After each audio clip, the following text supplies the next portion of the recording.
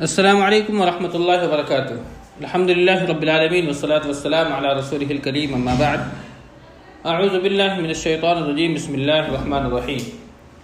محترم ناظرین، جنگ احد کا واقعہ ہم پچھلے کئی دنوں سے سماعت کر رہے ہیں، اور اس جنگ احد میں جتنے بھی مراحل آئے اس کا بھی ہم نے بغور مطالعہ کیا ہے۔ احد کے بعد احد کے میدان میں جو بھی مراحل مسلمانوں کے ساتھ یا مشرکین کے ساتھ درپیش ہوئے، ہم نے اس کو بغور پڑھا اور اس کو سنا ہے۔ بہرحال مشرکین جب وہاں سے واپسی کی تیاری کر لی تو اس کے بعد ابو سفیان جبل احد پر چڑھ کر آواز بلند کرتا ہے۔ اس دوران حضرت عمر رضی اللہ تعالیٰ عنہ اور حضرت ابو سفیان کی کچھ گفت و شنید ہوتی ہے۔ آج ہم اسی واقعے سے اس آج کے درس کی ابتدا کرتے ہیں۔ ابو سفیان کی شماتت اور حضرت عمر رضی اللہ تعالیٰ عنہ سے دو باتیں۔ مشرکین نے واپسی کی تیاری مکمل کر لی تو ابو سفیان جبل احد پر نمودار ہوا اور بابا سے بلند بولا، کیا تم میں محمد ہیں صلی اللہ علیہ وسلم؟ لوگوں نے کوئی جواب نہیں دیا۔ پھر اس نے پکارا، کیا تم میں ابو قحافہ کے بیٹے یعنی کہ حضرت ابوبکر رضی اللہ تعالیٰ عنہ ہیں؟ لوگوں نے کوئی جواب نہیں دیا۔ اس نے پھر سوال کیا، کیا تم میں عمر بن خطاب ہیں؟ لوگوں نے اب کی بار بھی کوئی جواب نہیں دیا، کیونکہ نبی صلی اللہ علیہ وسلم نے صحابہ کرام کو اس کا جواب دینے سے منع فرما دیا تھا۔ ابو سفیان نے ان تین کے سوا کسی اور کے بارے میں نہ پوچھا، کیونکہ اسے اور اس کی قوم کو معلوم تھا کہ اسلام کا جو قیام ہے انہی تینوں کے ذریعے۔ بہرحال جب کوئی جواب نہ ملا تو اس نے کہا، چلو ان تینوں سے فرصت ہو گئی۔ یہ بات سن کر کے حضرت عمر رضی اللہ تعالیٰ عنہ بے قابو ہو گئے اور بولے، او اللہ کے دشمن، جس کا تو نے نام لیا ہے وہ سب زندہ ہیں، اور ابھی اللہ نے تیری رسوائی کا سامان باقی رکھا ہے۔ اس کے بعد ابو سفیان نے کہا، تمہارے مقتولین کا مسئلہ ہوا ہے، لیکن میں نے نہ اس کا حکم دیا تھا اور نہ ہی اس کا برا ہی منایا ہے۔ پھر نعرہ لگایا، اعلو حبل، یعنی کہ حبل بلند ہو جائے۔ نبی کریم صلی اللہ علیہ وسلم نے فرمایا کہ تم لوگ جواب کیوں نہیں دیتے؟ صحابہ کرام نے عرض کیا، کیا جواب دیں؟ آپ صلی اللہ علیہ وسلم نے فرمایا، کہو اللہ اعلی و اجل، یعنی کہ اللہ اعلیٰ ہے، اللہ برتر ہے، اللہ بلند ہے۔ پھر ابو سفیان نے نعرہ لگایا، لنا عزا ولا عزا لکم، ہمارے لیے عزا ہے اور تمہارے لیے عزا نہیں ہے۔ نبی صلی اللہ علیہ وسلم نے فرمایا، جواب کیوں نہیں دیتے؟ صحابہ کرام نے دریافت کیا، کیا جواب دیں؟ آپ نے فرمایا، کہو اللہ مولانا ولا مولا لکم، اللہ ہمارا مولا ہے اور تمہارا کوئی مولا نہیں ہے۔ اس کے بعد ابو سفیان نے کہا، کتنا اچھا کارنامہ رہا، آج کا دن جنگ بدر کے دن کا بدلہ ہے اور لڑائی ڈول ہے۔ حضرت عمر نے جواب میں کہا، برابر نہیں، ہمارے مقتولین جنت میں ہیں اور تمہارے مقتولین جہنم میں ہیں، یعنی کہ ہمارے جو میدان جنگ کے اندر میں قتل کیے گئے ہیں اللہ نے اس کے لیے جنت تیار کر رکھی ہے، اور تمہیں جو قتل کیا گیا ہے اس کے بعد بھی اللہ رب العالمین نے تمہارے لیے جہنم تیار کر رکھا ہے۔ یہ جواب حضرت عمر رضی اللہ تعالیٰ عنہ نے ابو سفیان کو دیا۔ اس کے بعد ابو سفیان نے کہا، عمر میرے قریب آؤ۔ رسول اللہ صلی اللہ علیہ وسلم نے فرمایا، جاؤ دیکھو کیا کہتا ہے۔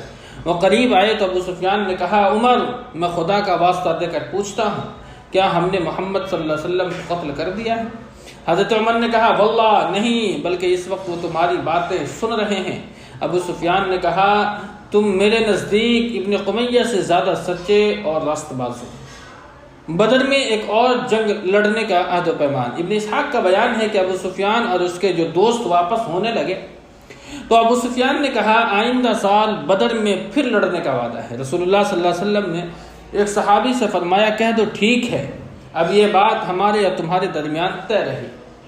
مشرکین کے موقف کی جو تحقیق ہے، اس کے بعد اللہ کے نبی صلی اللہ علیہ وسلم نے حضرت علی بن ابی طالب کو روانہ کیا اور فرمایا، قوم یعنی کہ مشرکین کے پیچھے پیچھے جاؤ اور دیکھو وہ کیا کر رہے ہیں اور ان کا ارادہ کیا ہے۔ اگر انہوں نے گھوڑے پہلو میں رکھے ہوں اور اونٹوں پر سوار ہو تو ان کا ارادہ مکہ کا ہے، اور اگر گھوڑوں پہ سوار ہوں اور اونٹ ہاک کر لے جائیں تو یہ سمجھ لینا کہ یہ لوگ مدینے کا ارادہ کر رکھے ہیں۔ اس ذات کی قسم جس کے ہاتھ میں محمد کی جان ہے، اگر انہوں نے مدینے کا ارادہ کیا تو میں مدینے جا کر کے ان سے دو ہاتھ کروں گا۔ حضرت علی کا بیان ہے کہ اس کے بعد میں ان کے پیچھے نکلا تو دیکھا کہ انہوں نے گھوڑے پہلو میں کر رکھے ہیں، اونٹوں پر سوار ہیں اور مکے کا رخ ہے۔ بعض روایات کے اندر میں یہ ذکر بھی ملتا ہے کہ حافظ ابن حجر نے فتح الباری کے اندر میں یہ لکھا ہے کہ مشرکین کے عزائم کا جو پتہ لگانے کے لیے علی ابن ابی طالب نے ہی بلکہ حضرت سعد ابن ابی وقاص کو اللہ کے رسول صلی اللہ علیہ وسلم نے روانہ کیا تھا۔ بہرصورت دونوں بیان ہیں۔ حضرت علی رضی اللہ تعالیٰ عنہ کا بیان ہے کہ جب میں پیچھے نکلا تو انہوں نے دیکھا کہ وہ لوگ گھوڑے کو اپنے پہلو میں دبائے ہوئے ہیں اور اونٹوں پر سوار ہیں، تو حضرت علی سمجھ گئے کہ یہ لوگ مکے کا رخ کر چکے ہیں۔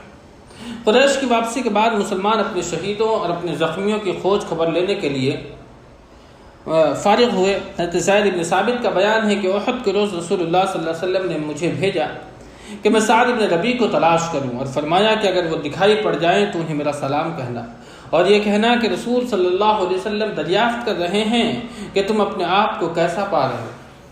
حضرت زید کہتے ہیں کہ میں مقتولین کے درمیان چکر لگاتے ہوئے ان کے پاس پہنچا تو وہ آخری سانس لے رہے تھے، انہیں نیزے، تلوار اور تیر کے 70 سے زیادہ زخم آئے تھے۔ میں نے کہا اے سعد، اللہ کے رسول صلی اللہ علیہ وسلم آپ کو سلام کہتے ہیں اور دریافت فرما رہے ہیں کہ مجھے بتاؤ اپنے آپ کو کیسا پا رہے ہو۔ انہوں نے کہا رسول کو سلام، آپ سے عرض کرو کہ یا رسول اللہ جنت کی خوشبو پا رہا ہوں، اور میری قوم انصار سے کہو کہ اگر تم میں سے ایک آنکھ بھی ہلتی رہی اور دشمن رسول تک کوئی پہنچ گیا تو تمہارے لیے اللہ کے نزدیک کوئی بھی عذر نہیں ہوگا۔ اور اسی وقت یہ کہتے کہتے حضرت سعد ابن ربیع رضی اللہ تعالی عنہ کی روح پرواز کر گئی۔ لوگوں نے زخمیوں میں اسیرم رضی اللہ تعالیٰ عنہ کو بھی پایا، جن کا نام عمر بن ثابت تھا۔ ان میں تھوڑی سی رمق باقی تھی، اس سے قبل انہیں اسلام کی دعوت دی جاتی تھی مگر وہ قبول نہیں کرتے تھے، اس لیے لوگوں نے حیرت سے کہا کہ یہ اسیرم کیسے آیا ہے؟ اسے تو ہم نے اس حالت میں چھوڑا تھا کہ وہ اس دین کا انکاری تھا۔ چنانچہ ان سے پوچھا گیا کہ تمہیں یہاں کیا چیز لے آئی، قوم کی حمایت کا جوش یا اسلام کی رغبت؟ انہوں نے کہا اسلام کی رغبت۔ در حقیقت میں اللہ اور اس کے رسول پر ایمان لے آیا اور اس کے بعد رسول کی حمایت میں شریک جنگ ہوا، یہاں تک کہ اب اس حالت سے دوچار ہوں کہ جو آپ لوگوں کی آنکھوں کے سامنے ہیں، اور اسی وقت ان کا انتقال ہو گیا۔ لوگوں نے نبی صلی اللہ علیہ وسلم سے اس کا ذکر کیا تو آپ نے فرمایا وہ جنتیوں میں سے ہیں۔ ابو ہریرہ کہتے ہیں کہ حالانکہ اس نے اللہ کے لیے ایک وقت کی بھی نماز نہیں پڑھی تھی، کیونکہ اسلام لانے کے بعد ابھی کسی نماز کا وقت آیا ہی نہیں تھا کہ وہ شہید ہو گئے۔ محترم ناظرین، آپ سمجھ سکتے ہیں یعنی کہ یہ وہ صحابی ہیں جنہوں نے اسلام قبول کیا، لیکن اسلام قبول کرنے کے بعد انہوں نے صرف جنگ لڑی، جنگ کے میدان میں شہید ہوئے، لیکن نماز نہیں پڑھی۔ لیکن اللہ کے نبی صلی اللہ علیہ وسلم نے ان کے تعلق سے فرمایا کہ یہ جنتی ہیں۔ انہی زخمیوں میں قزمان بھی ملا، اس نے اس جنگ میں خوب داد شجاعت دی تھی، تنہا 7 یا 8 مشرکین کو تہہ تیغ کیا۔ وہ جب ملا تو زخموں سے چور تھا، لوگ اسے اٹھا کر بنو ظفر کے محلے میں لے گئے اور مسلمانوں نے اسے خوشخبری سنائی۔ کہنے لگا واللہ میری جنگ تو محض اپنے قوم کے ناموس کے لیے تھی، اور اگر یہ بات نہ ہوتی تو میں لڑائی ہی نہیں کرتا۔ اس کے بعد جب اس کے زخموں نے شدت اختیار کی تو اس نے اپنے آپ کو ذبح کر کے خودکشی کر لی۔ ادھر رسول اللہ صلی اللہ علیہ وسلم سے اس کا جب بھی ذکر کیا جاتا تو فرماتے کہ وہ شخص جہنمی ہے۔ اس واقعے نے آپ کی پیشین گوئی پر مہر تصدیق ثبت کر دی۔ حقیقت یہ ہے کہ یہ اعلی کلمت اللہ کے بجائے وطنیت یا کسی بھی دوسری راہ میں لڑنے والوں کا انجام یہی ہے، چاہے وہ اسلام کے جھنڈے تلے بلکہ رسول اور صحابہ کے لشکر ہی میں شریک ہو کر کیوں نہ لڑ رہے ہوں۔ محترم ناظرین، میدان جنگ میں اگر کوئی شخص اسلام کی صف میں بھی کھڑے ہو کر کے اگر لڑائی لڑتا ہے تو اس واقعہ سے ہمیں یہ سبق ملتا ہے کہ اگر اس نے اللہ کی رضا اور اس کی خوشنودی حاصل کرنے کے لیے میدان جنگ میں نہیں لڑی ہے، اعلی کلمت اللہ کے لیے نہیں لڑی ہے، بلکہ اپنی قوم پرستی میں یا پھر اپنی داد شجاعت حاصل کرنے کے لیے لڑی ہے، تو ایسا شخص اللہ کے نزدیک مجاہد نہیں اور جنت میں نہیں بلکہ جہنم میں جائے گا۔ اگر ہم لڑتے ہیں کوئی بھی کام، اگر ہم کوئی بھی عمل کریں تو صرف اور صرف مقصود یہ ہو کہ اللہ رب العالمین مجھ سے راضی ہو جائے۔ یہ عمل ہم نے اللہ کی رضا اور اس کی خوشنودی کو حاصل کرنے کے لیے کیا ہے۔ عمل چاہے کتنا بھی چھوٹا کیوں نہ ہو، اگر وہ عمل اللہ کی رضا کے لیے کیا جائے گا تو اللہ رب العالمین کے نزدیک وہ عمل بہت ہی مقبولیت کا حامل ہوتا ہے۔ اس لیے محترم ناظرین، اس واقعے سے ہمیں سبق ملا کہ اگر ہم کوئی بھی عمل کریں تو سامنے اگر جو چیز موجود ہے وہ یہ ہے کہ ہم یہ عمل اللہ کی رضا اور خوشنودی کے لیے کریں۔ اس کے برعکس مقتولین میں بنو ثعلبہ کا ایک یہودی تھا، اس نے اس وقت جب جنگ کے بادل منڈلا رہے تھے اپنے قوم سے کہا کہ اے جماعت یہود، خدا کی قسم تم جانتے ہو کہ محمد صلی اللہ علیہ وسلم کی مدد تم پر فرض ہے۔ یہود نے کہا مگر آج سبت یعنی کہ سنیچر کا دن ہے۔ اس نے کہا تمہارے لیے کوئی سبت نہیں۔ پھر اس نے اپنی تلوار لی، ساز و سامان اٹھایا اور بولا اگر میں مارا جاؤں تو میرا مال محمد کے لیے ہے، وہ اس میں جو چاہے کریں گے۔ اس کے بعد میدان جنگ میں گیا اور لڑتے بھیڑتے مر گیا۔ رسول اللہ صلی اللہ علیہ وسلم نے فرمایا کہ مخیرق بہترین یہودی تھا۔ اس موقع پر رسول نے خود بھی شہداء کا معائنہ فرمایا اور فرمایا کہ میں ان لوگوں کے حق میں اللہ کے نزدیک گواہ رہوں گا۔ حقیقت یہ ہے کہ جو شخص بھی اللہ کے راہ میں زخمی کیا جاتا ہے اسے اللہ رب العالمین قیامت کے روز اس حالت میں اٹھائے گا کہ اس کے زخم سے خون بہہ رہا ہوگا، رنگ تو خون ہی کا ہوگا لیکن خوشبو مشک کی ہوگی۔ کچھ صحابہ کرام نے اپنے شہداء کو مدینہ منتقل کر لیا تھا۔ آپ نے انہیں حکم دیا کہ اپنے شہیدوں کو واپس لا کر کے ان کی شہادت گاہوں میں دفن کر دیں۔ نیز شہداء کے ہتھیار اور پوستین کے لباس اتار لیے جائیں، پھر انہیں غسل دیے بغیر جس حالت میں ہوں اسی حالت میں دفن کر دیا جائے۔ آپ صلی اللہ علیہ وسلم دو تین شہیدوں کو ایک ہی قبر میں دفن فرما رہے تھے۔ محترم ناظرین، اس سے یہ معلوم ہوتا ہے کہ اگر ہمارے یہاں بھی اگر کوئی ایسی بیماری لاحق ہو جائے، جس طریقے سے ابھی موجودہ دور میں کچھ ہی دن قبل ہمارے درمیان کورونا جیسی وبا آئی تھی، اس میں بہت سارے لوگ اکٹھے انتقال کر گئے، اس دنیا سے چلے گئے، اور قبرستان یعنی قبر کھودنے کے لیے بھی لوگ یعنی موجود نہیں تھے۔ تو ایسی صورت میں ایک ہی قبر کے اندر میں کئی لاشوں کو دفن کرنے کا اس سے ثبوت ملتا ہے۔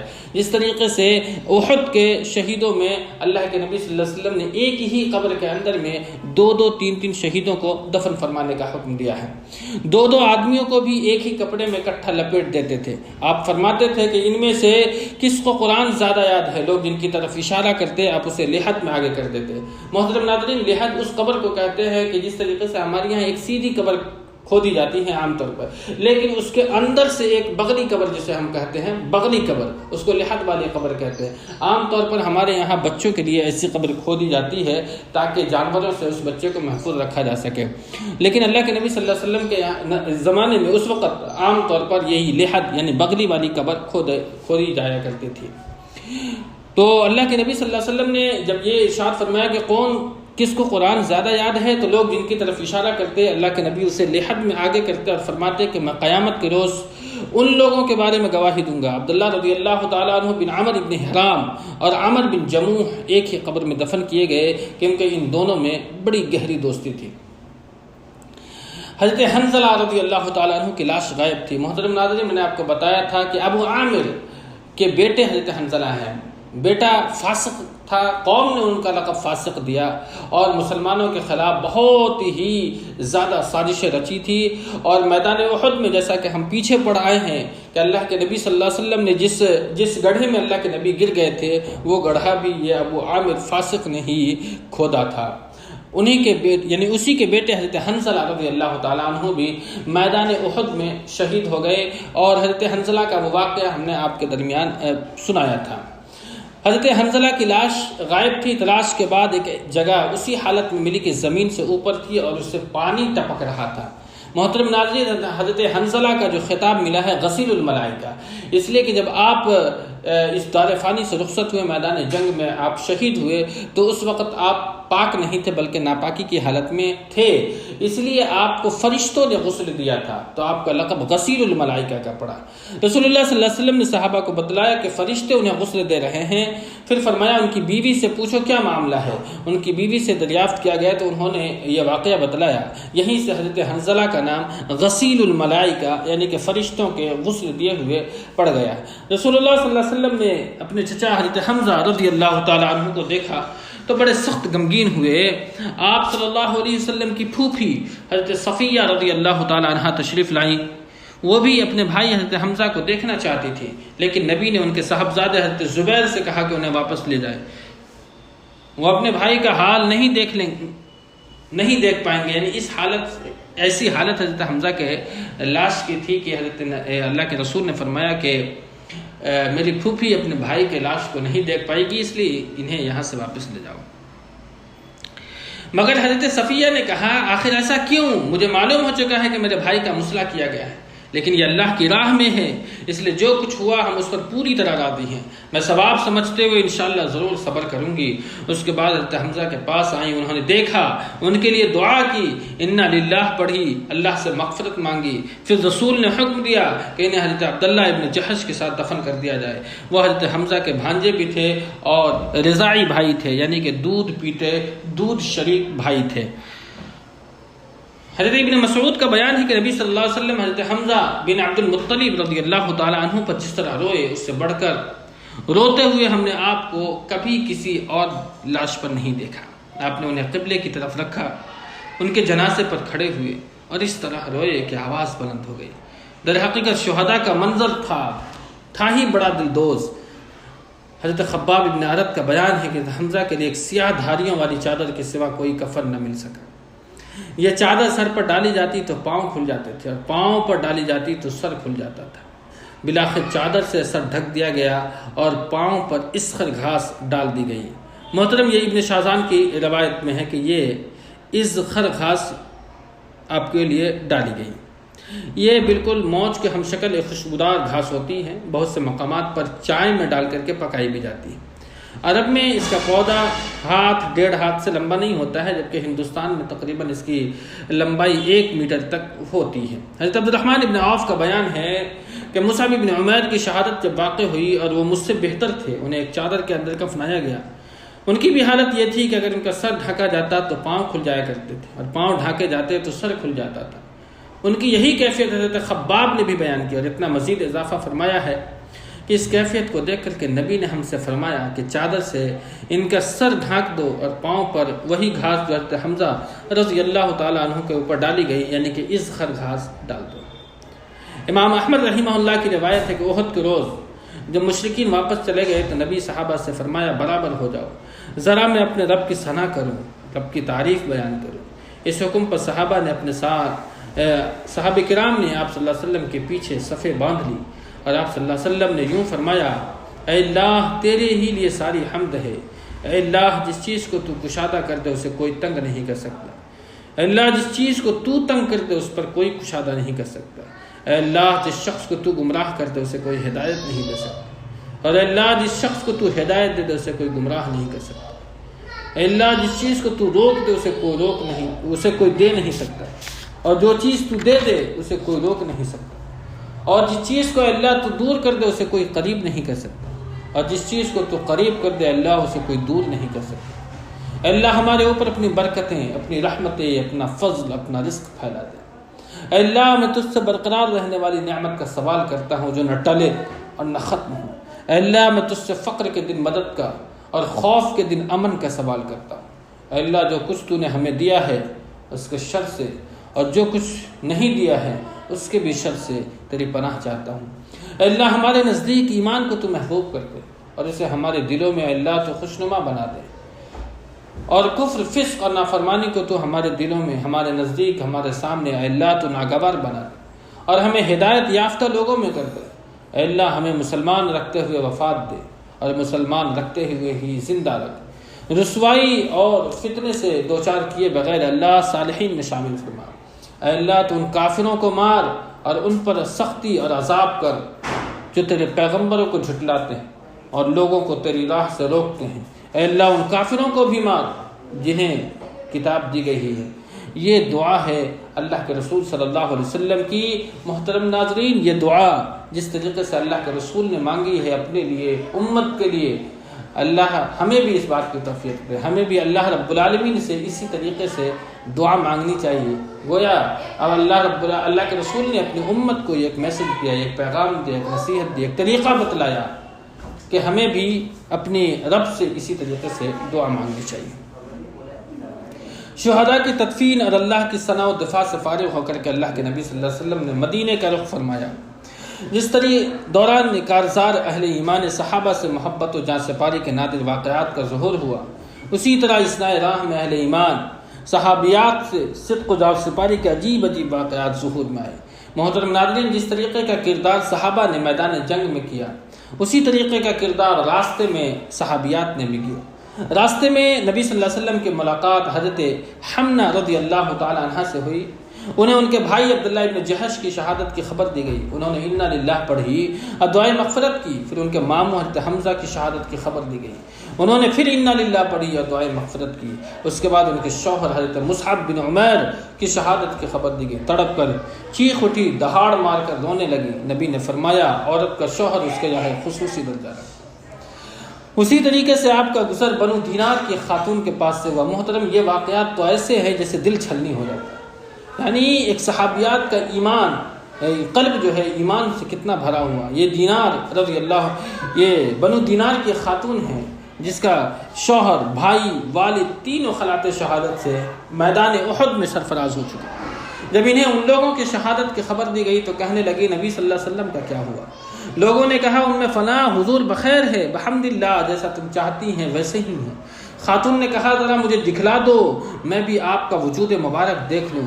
لوگوں نے انہیں اشارے سے بتلایا۔ جب ان کی نظر آپ پر پڑی تو بے ساختہ پکار اٹھی، کل مصیبت بعدک جلل، آپ صلی اللہ علیہ وسلم کے بعد ہر مصیبت ہے چھے۔ اتنا راہ میں ہی حضرت سعد بن معاذ کی والدہ آپ کے پاس دوڑتی ہوئی آئی۔ اس وقت حضرت سعد بن معاذ نبی کے گھوڑے کی لگام تھامے ہوئے تھے، کہنے لگے یا رسول اللہ، یہ میری والدہ ہیں۔ آپ نے فرمایا مرحبا ہو۔ اس کے بعد ان کے استقبال کے لیے رک گئے۔ جب وہ قریب آ گئیں تو آپ نے ان کے صاحبزادے عمر بن معاذ کی شہادت پر کلمات تعزیت کہتے ہوئے انہیں تسلی دی، صبر کی تلقین فرمائی۔ کہنے لگیں جب میں نے آپ کو بسلامت دیکھ لیا تو میرے لیے ہر مصیبت ہے چھے۔ رسول اللہ صلی اللہ علیہ وسلم نے شہدائے احد کے لیے دعا فرمائی اور فرمایا اے ام سعد رضی اللہ تعالیٰ عنہ، تم خوش ہو جاؤ، شہداء کے گھر والوں کو خوشخبری سنا دو، ان کے شہداء سب کے سب ایک ساتھ جنت میں ہیں، اور اپنے گھر والوں کے بارے میں ان تمام کی شفاعت قبول کر لی گئی ہے۔ کہنے لگی اے اللہ کے رسول، ان کے پسماندگان کے لیے بھی دعا فرما دیجیے، یعنی کہ ان کے جو پیچھے رہنے والے لوگ ہیں۔ آپ نے فرمایا اے اللہ، ان کے دلوں کا غم دور کر ان کی مصیبت کا بدل عطا فرما، اور باقی ماندگان کی اے اللہ تو بہترین دیکھ بھال کر۔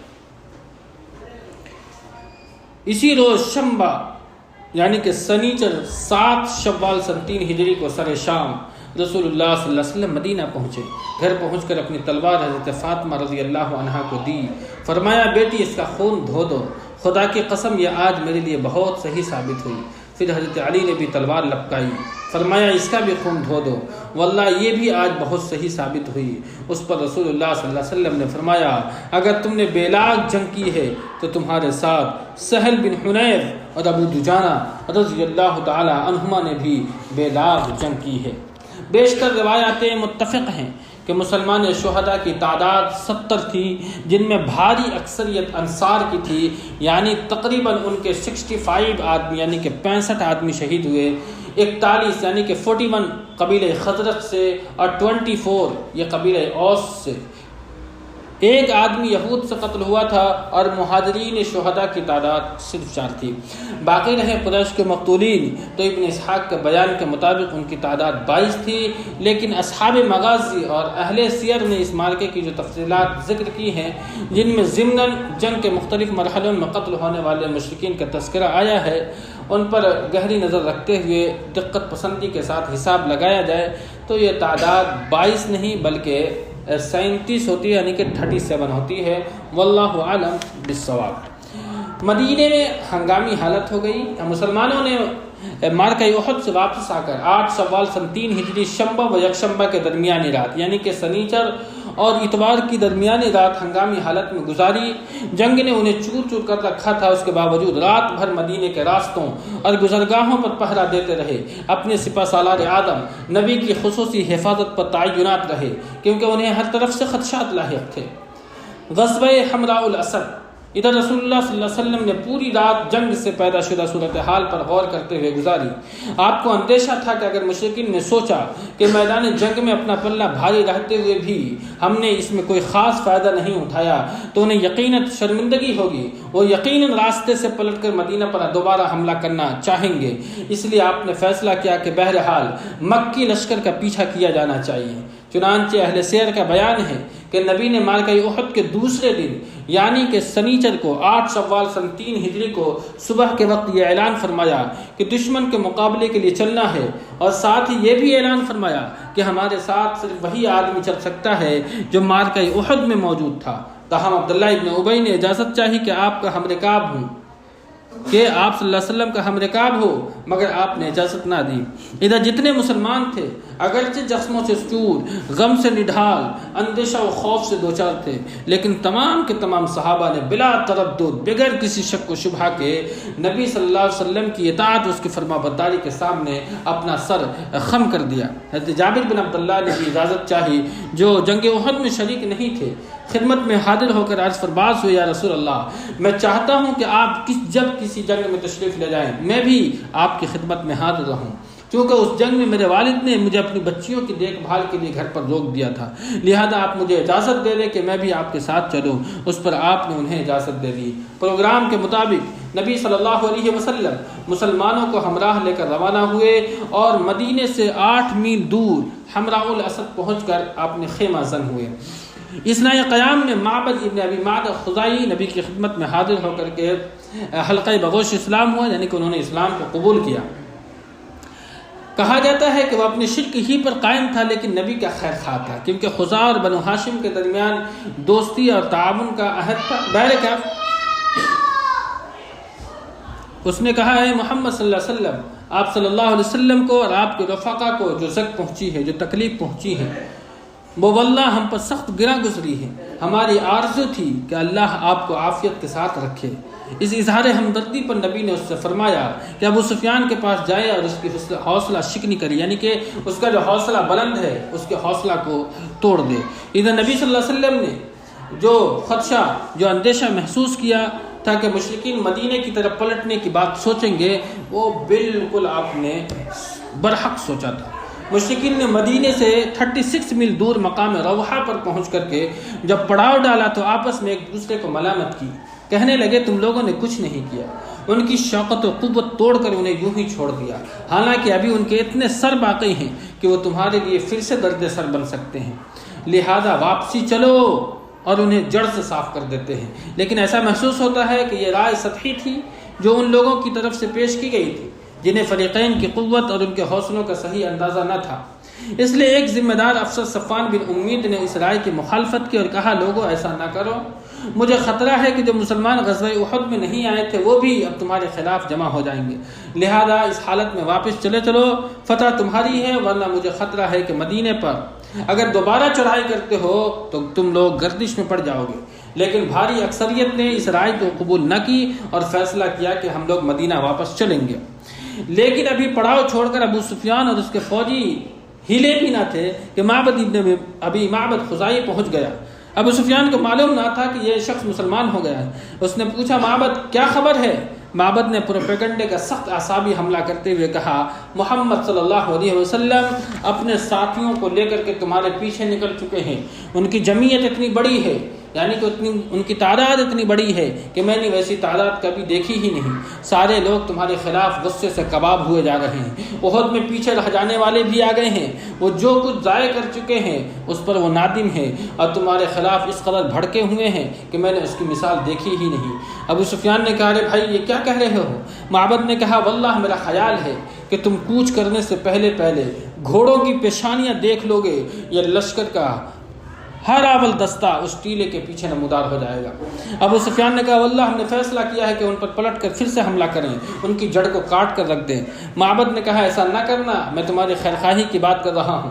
یہ بات سن کر کے مکی لشکروں کے حوصلے ٹوٹ گئے، ان پر گھبراہٹ اور رعب طاری ہو گیا، انہیں اسی میں عافیت نظر آئی کہ مکے کی جانب واپسی جاری رکھے۔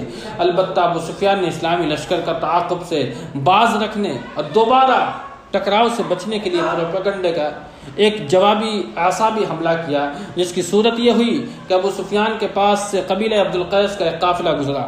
ابو سفیان نے کہا، کیا آپ لوگ میرا ایک پیغام محمد کو پہنچا دیں گے؟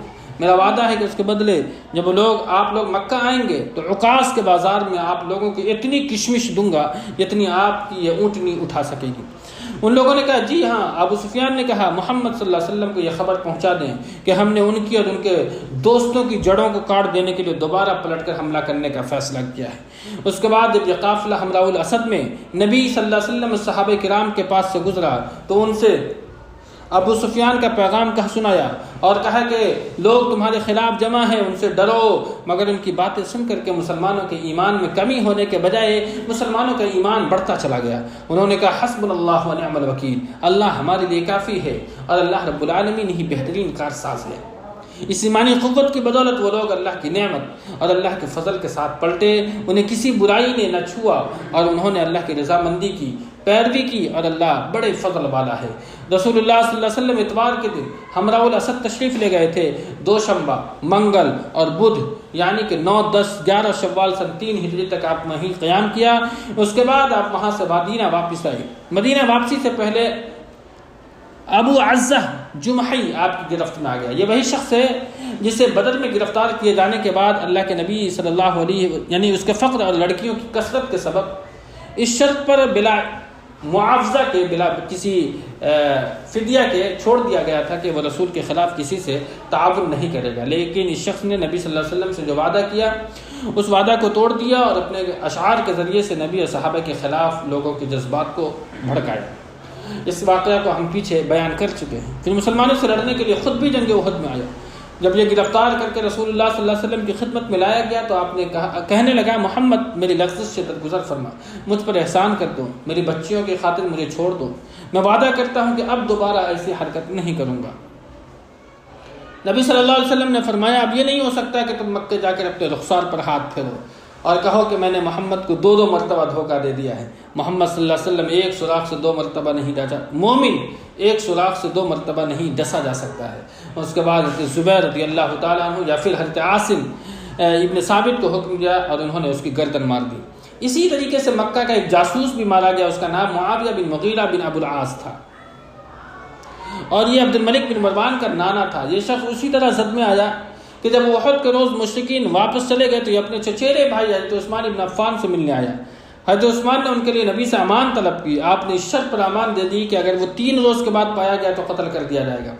لیکن جب مدینہ اسلامی لشکر سے خالی ہو گیا تو یہ شخص قریش کی جاسوسی کے لیے 3 دن سے زیادہ ٹھہر گیا. جب لشکر واپس آیا تو بھاگنے کی کوشش کی. نبی صلی اللہ علیہ وسلم نے حضرت زید بن حارثہ اور حضرت عمار بن یاسر کو حکم دیا اور انہوں نے اس شخص کا تعاقب کر کے اسے تہہ کر دیا. غزوہ حمراء الاسد کا ذکر اگرچہ ایک مستقل نام سے کیا جاتا ہے مگر در حقیقت کوئی مستقل غزوہ نہیں تھا بلکہ غزوہ احد ہی کا ایک جز اور اس کا تتمہ کہا جا سکتا ہے اور اسی کے صفحات میں سے ایک صفحہ تھا. یعنی کہ جو واقعہ غزوہ احد کا ہے وہی یہ غزوہ حمراء الاسد کا ہے. اس کے اندر میں کوئی نئی چیز درپیش نہیں ہوئی تھی، اس لیے ہم اہل سیر میں اس کو بھی جنگ احد کا بھی ایک باب، ایک پارٹ، ایک حصہ سمجھ رکھا ہے. محترم ناظرین، آج کا درس ہم اسی واقعے کے ساتھ ختم کرتے ہیں. بقیہ تفصیلات ہم انشاءاللہ آئندہ کرتے رہیں گے. اللہ سے دعا ہے اللہ میں کتاب